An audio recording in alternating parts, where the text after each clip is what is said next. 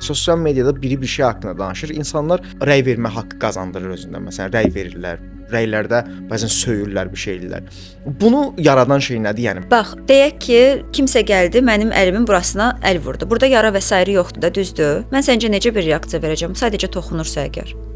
Çox neytral bir reaksiya verəcəm də, əl vurdu, çıxdı, getdi, düzdür? Amma deyək ki, burada açıq bir yara var və kimsə gəldi, əl vurdu.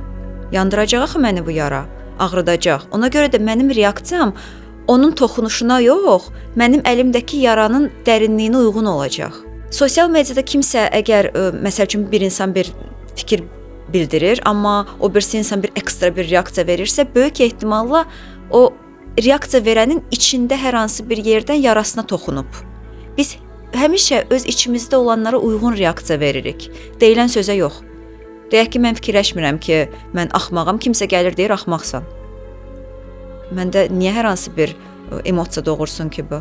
Amma deyək ki, atıram, mən çirkin olduğumu fikirləşirəm, kimsə mənə gəlir deyir ki, bugün çox pis görsənirsən. Mən reaksiya verəcəm bunu. Yar cahil